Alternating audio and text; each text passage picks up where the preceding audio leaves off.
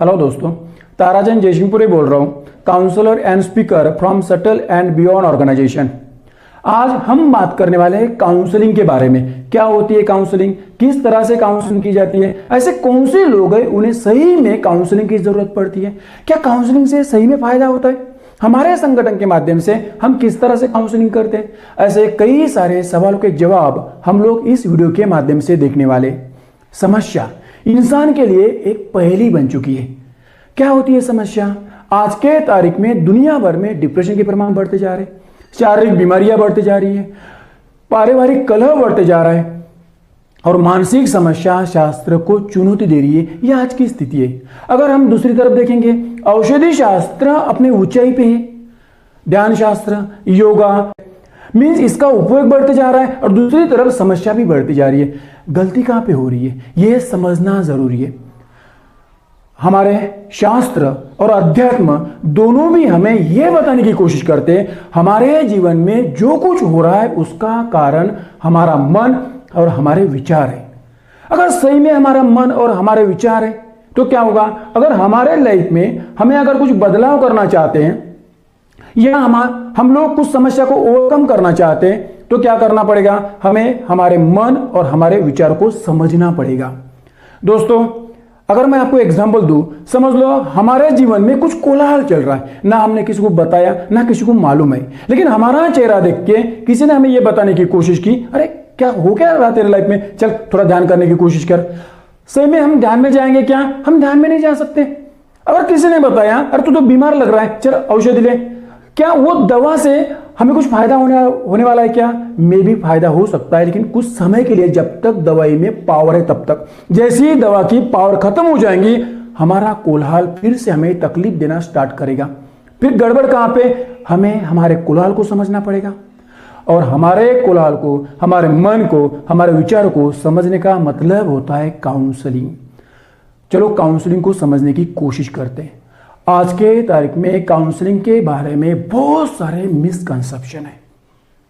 कोई एक इंसान है, समझ लो उसे काउंसलिंग की जरूरत है, अगर हमने उसे बताने की कोशिश की ना कि आपको काउंसलिंग की जरूरत है, बोला क्या, तो वो क्या बताने की कोशिश करता है?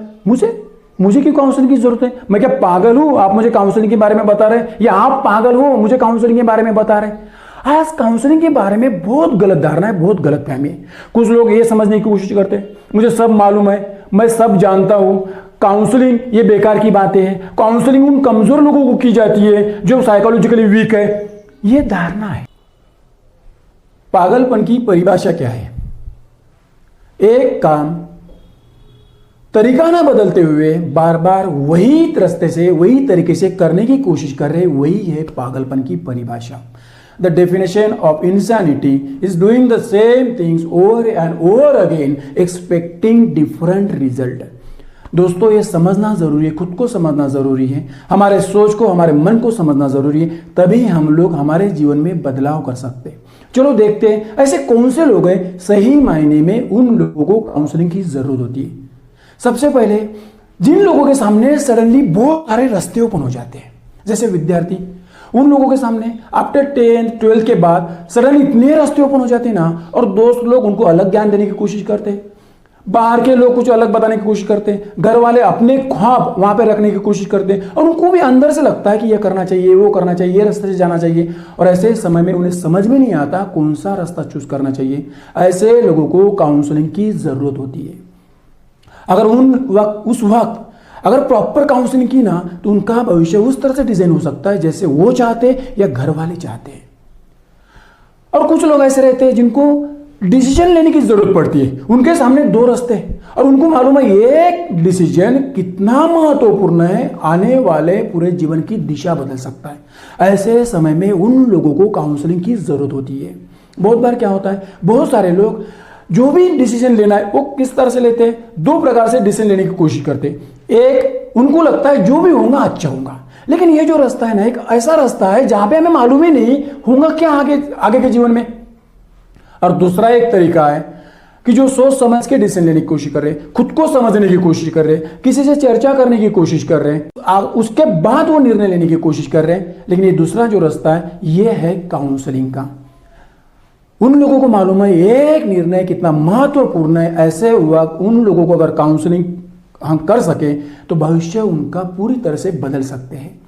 बहुत बार ऐसे होता है, कुछ लोग ब्लॉक हो जाते हैं उनके जीवन में और उन्हें समझ में नहीं आता आगे जाए या पीछे।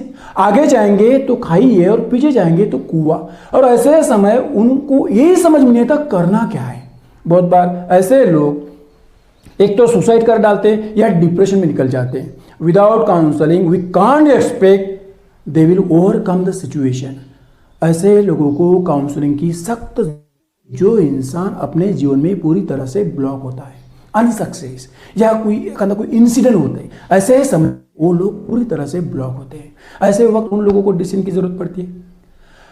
कुछ लोगों को ऐसा लगता है कि बहुत सारे विचार हमारे दिमाग में चल रहे हैं और समझ में नहीं आता ऐसे विचारों को करना क्या।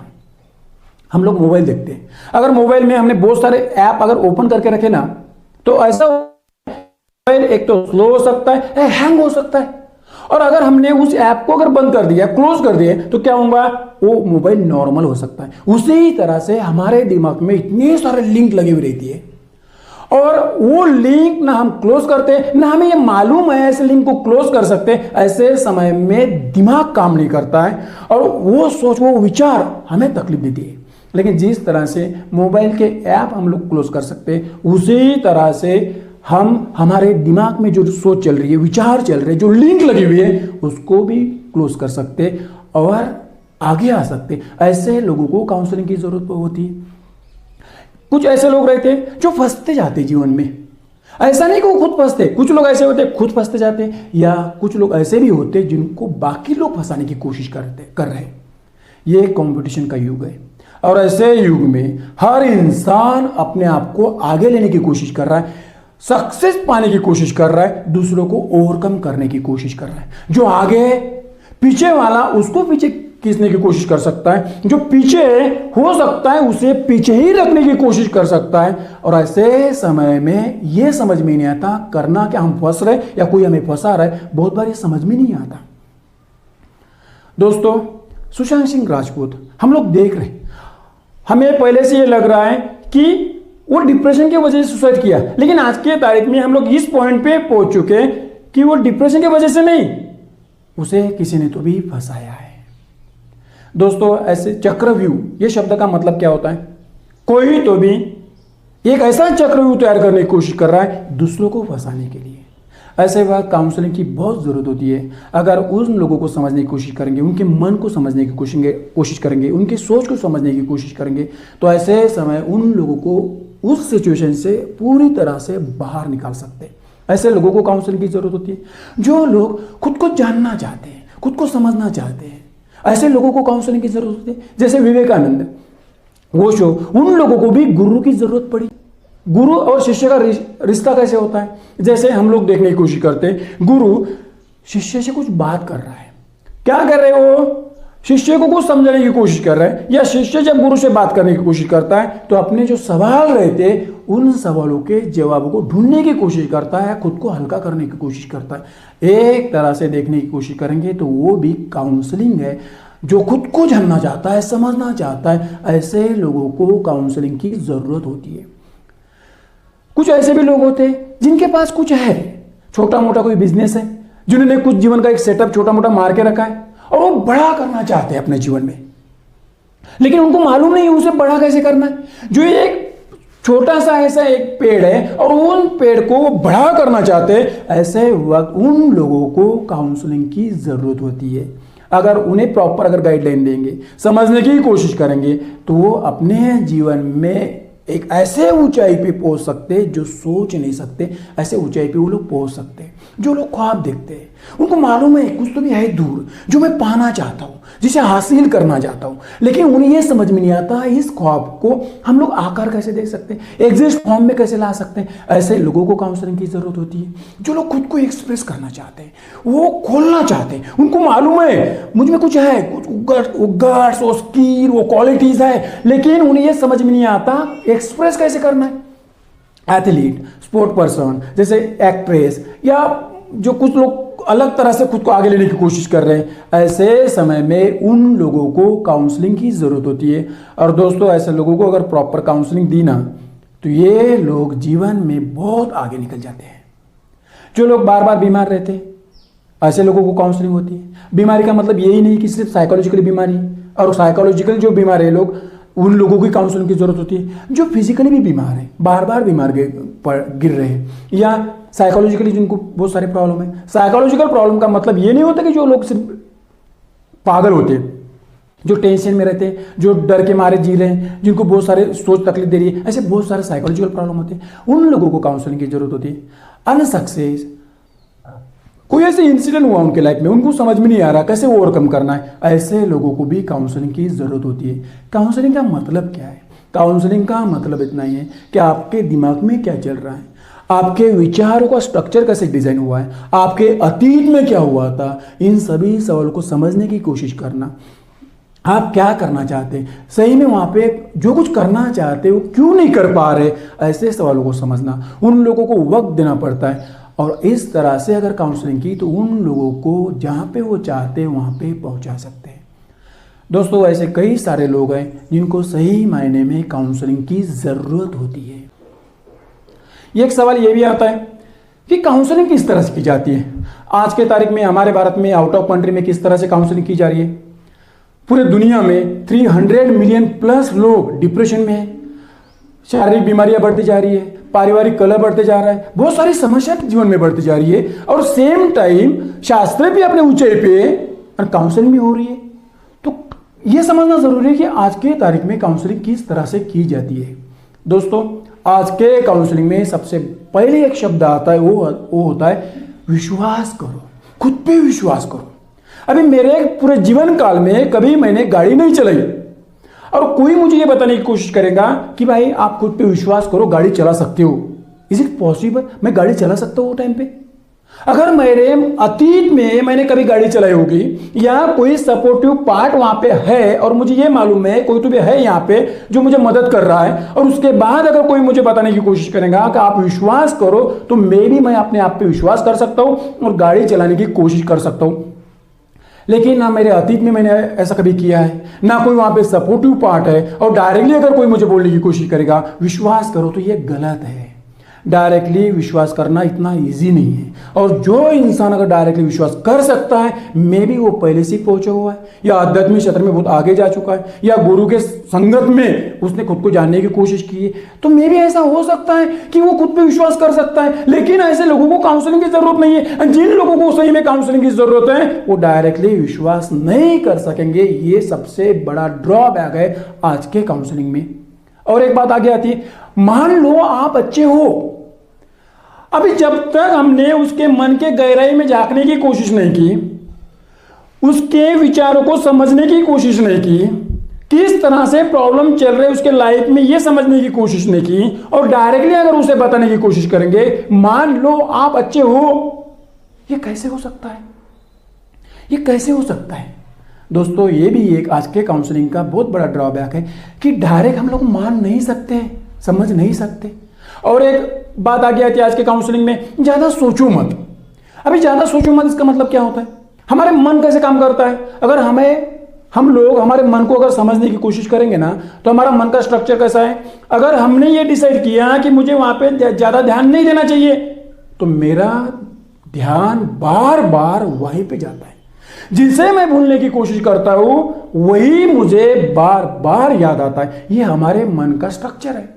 और ऐसे लोगों को अगर ये बोलने की कोशिश करेंगे आप ज्यादा सोचो मत, और वो घर जाने के बाद क्या करेगा, वो ये डिसाइड करेंगे कि मुझे सोचना नहीं है, और उसे वो सोच बार बार आ सकती है। ये समझना जरूरी है, ये गलत है उसको ये कहना कि ज्यादा सोचो मत। एक मैं आपको यहाँ पे एक एग्जाम्पल देना चाहता हूँ। जैसे हमने कभी कभी एक स्टोरी सुनी थी, गुरु और शिष्य। एक शिष्य गुरु के पास गया ज्ञान लेने के लिए, और गुरु ने ज्ञान दिल खोल के दिया, लेकिन एक समय के बाद उस गुरु को लगा कि यह शिष्य इस ज्ञान का गलत तरीके से उपयोग कर सकता है। उसने ज्ञान तो दे दिया, लेकिन आखिर में उस शिष्य को बताने की कोशिश की, जब भी आप मेरे ज्ञान का उपयोग करना चाहोगे, उस वक्त सिर्फ ये दिमाग में रखना कि आपके दिमाग में पहले बंदर ये शब्द नहीं आना चाहिए। उस शिष्य को लगा ठीक है, वो निकल गया। लेकिन जब भी वो उस ज्ञान का उपयोग करने की कोशिश कर रहा था, उस वक्त पहले बंदर शब्द आता था और बाद में ज्ञान का उपयोग कैसे करना यह आता था। ये हमारे मन की साइकोलॉजी है। इस तरह से अगर किसी को बताने की कोशिश करेंगे ज़्यादा सोचो मत, तो ये भी गलत है। आज के तारीख में ये भी एक शब्द आगे आता है, वहां पे ना ध्यान मत दो, कुछ बातों पे ध्यान मत दो। अभी ये तो पहले जैसे ही हुआ ना, ज़्यादा सोचो मत, उसी तरह से ये हो रहा है। बुद्ध की अगर थ्योरी समझने की कोशिश करेंगे तो बुद्ध ने क्या बताने की कोशिश की? बुद्ध ने यह बताने की कोशिश की हमारा वर्तमान काल जो भी दिख रहा है या हमारे जीवन में जो कुछ हो रहा है उसका मेन कारण हमारे अतीत में है। दोस्तों, अगर हमने हमारे अतीत को अगर समझने की कोशिश की तो यह समझ में आता हमारे वर्तमान में जो कुछ हो रहा है उसका कारण क्या है। और अतीत में समझने के बाद वर्तमान को बदल करना आसान है। लेकिन अगर हम लोग वर्तमान काल में ये डिसाइड करने की कोशिश करेंगे, हम उस पर ध्यान ज्यादा नहीं देंगे, उस पर ख्याल ही नहीं करेंगे, तो फिर आपका मन आपको सपोर्ट नहीं कर सकता। ये समझने जैसी बात है। और कुछ बात ऐसे आती है, टेंशन मत लो। अभी जिस बात का उसे टेंशन है, आपने उस बात को समझने की कोशिश नहीं की, आपके पास वो काउंसलिंग के लिए आया, उसका कारण कुछ तो भी अलग है, उसका सोर्स कुछ तो भी अलग है, उसके दिमाग में कुछ कोलाहल चल रहा होगा, मन किधर तो भी भटक रहा होगा, इसके लिए उसको टेंशन आ रहा होगा। लेकिन मैक्सिमम टाइम ये कहा जाता है आप ज्यादा टेंशन मत लो। ये भी एक गलत धारणा है। खुश रहो, ये भी एक बहुत बड़ी आज के काउंसलिंग का ड्रॉबैक है। डायरेक्टली बताने की कोशिश करते आप सिर्फ खुश रहो। उसके जीवन में समस्या क्या चल रही है उसको अगर समझने की कोशिश करेंगे, उसके अतीत को समझने की कोशिश करेंगे, उस समस्या को ओवरकम कैसे कर सकते, उसका परिणाम वर्तमान काल में कैसे हो सकता है, और उस समस्या को वर्तमान काल में परिणाम होने के बाद या ओवरकम करने के बाद भविष्य किस तरह से डिजाइन कर सकते, भविष्य में किस तरह से बदलाव कर सकते, अगर ये पॉइंट अगर उसको क्लियर किए ना तो उसे ये बताने की जरूरत नहीं आप खुश रहो, वो अपने आप खुश हो सकता है। लेकिन डायरेक्ट अगर उसे बताने की कोशिश करेंगे खुश रहो, तो ये भी गलत है। एक फॉर्म को भर के लेना, उस फॉर्म में कुछ सवाल है, उस सवालों के जवाब को देखना और उस जवाबों से कुछ निष्कर्ष निकालना और उस तरह से उसको ज्ञान देने की कोशिश करना, ये काउंसलिंग नहीं है। काउंसलिंग के लिए उसे समझना जरूरी है, उसके अतीत को समझना जरूरी है, उसको वक्त देना जरूरी है। दोस्तों, काउंसलिंग का मतलब होता है कि उसके दिमाग में झांकने की कोशिश करना, उसे समझने की कोशिश करना, किस तरह से उसका संगठन है या किस तरह से माहौल में वो रहने की कोशिश कर रहा है, किस तरह से उसका अतीत डिजाइन हो चुका है, उसके प्रेजेंट में कौन से सवालों से वो घेर चुका है। ऐसे कई सारे सवालों को समझना यह है सही मायने में काउंसलिंग। मैं सिर्फ आपको यहाँ पे एक एग्जांपल देना चाहता हूँ। एक इंसान मेरे पास काउंसलिंग के लिए आए थे, उसने घर को खुद को बंद कर लिया था, कितने साल से वो डिप्रेशन में थे। हमारे भारत में 7 लोगों ने उसकी काउंसलिंग की थी और ऐसे 7 काउंसलर थे पूरे भारत में जो जाने पहचाने थे, लेकिन उस इंसान को उस रूम से वो बाहर नहीं निकाल पाए। लेकिन जिस दिन मैंने काउंसलिंग की उस वक्त मैंने एक नियम किया था, उस रूम को पहले साफ करो। मैं उस रूम में गया था उसको काउंसलिंग करने के लिए। लेकिन दोस्तों, पहली काउंसलिंग उस रूम में हुई थी, दूसरी काउंसलिंग उसके घर के हॉल में हुई थी और तीसरी काउंसलिंग डायरेक्ट उसके ऑफिस में हुई थी। क्या कारण था कि सिर्फ 3 दिन में उसने वो रूम छोड़ दी जिस रूम में वो 3-4 साल से बंद था। जब वो दूसरे को काउंसलिंग करने के लिए जाता था तो मे भी उसे फोर्स किया जाता था, तब उस वक्त वो रूम से नीचे आता था, गाड़ी में बैठता था या ट्रेन में या प्लेन में उस काउंसलर तक जाता था, वहां से वापस आने के बाद फिर से वो रूम में जाता था, लेकिन रूम नहीं छोड़ी थी उसने।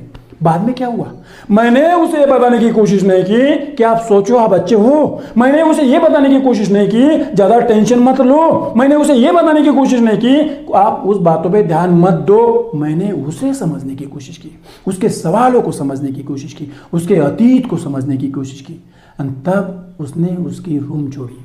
दोस्तों, काउंसलिंग को समझना जरूरी है, काउंसलिंग को समझना जरूरी है।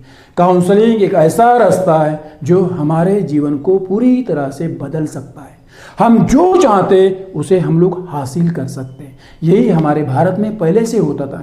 हमारे घर वाले या हमारे भारत में जो एक प्रथा थी, गुरु प्रथा थी, उसके माध्यम से अलग अलग तरीके से हम समाज के माध्यम से, धर्म के माध्यम से एक प्रकार से आने वाले लोगों की काउंसलिंग करते थे।